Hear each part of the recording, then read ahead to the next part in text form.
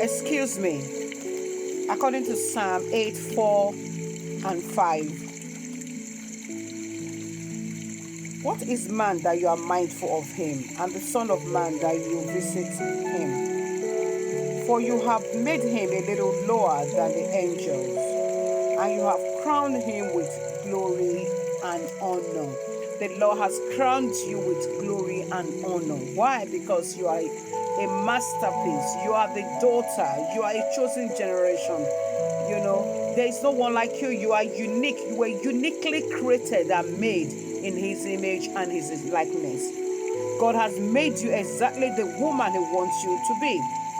He has made you beautiful in his sight and crowned you with glory and honor. What an honor. I want to encourage you today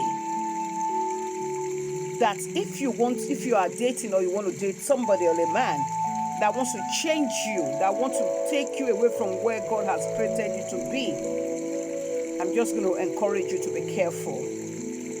Any man or any person that demands that you change things about yourself to conform to what he or she wants you to be like, to talk like, to act like, to dress like, be careful with that person. That person doesn't want what God has created. He wants to create his own being. So you are better off sticking with what God has created you to be than substituting yourself for what other person wants you to be. Anybody, any person can never create you to be good like that of God, because everything that God has created is good, beautiful, good and perfectly good. Now, there are a lot of people that I admire. I may admire some of their attitude or think that they are wonderful people. I appreciate the way they do things. I appreciate the way they had excelled in life.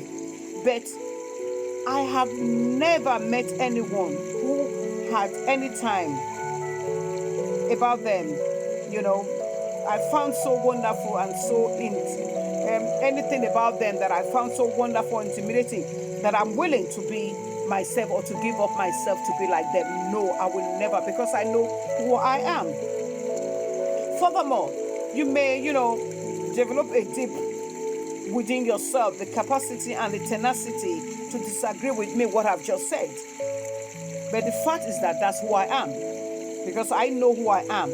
I don't want to be like somebody else. No, there's no need of pretending to be somebody else. Whether you approve it or not, that's your own problem. That's not my problem. The way I look, the way I talk, I'm just happy the way I am, because I know I am worthy.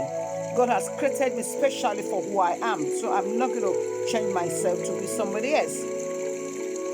You don't think I have a purpose, or your reason for being that I am too important, or to the next person you might say whatever you want to say.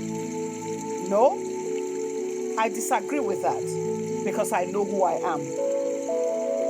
You don't have to get mad about this. Or I'm just talking to you, lady that is listening to me. You don't have to get mad when people are telling you what you are not, or they are trying to change you and you disagree with them. You don't have to be angry with them. Just leave them and go your way, because you know who you are.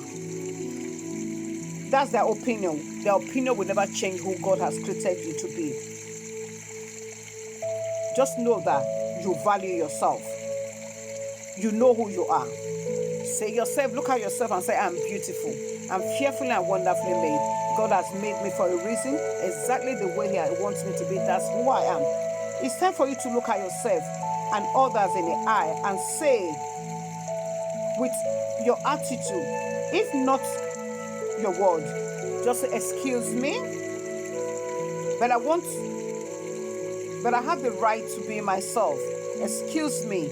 I have the right to express myself. Excuse me. I have the right to dress the way I want to dress. Excuse me. I have the right to be who I want to be. Excuse me. You cannot change what God has created me to be. But I choose to agree with what God has said concerning me. He said, I'm the head and not the tail, above all and not beneath. He said, I'm beautiful and fearfully made. That's what I believe. That's what I am going to be. I will never change who I am for anybody.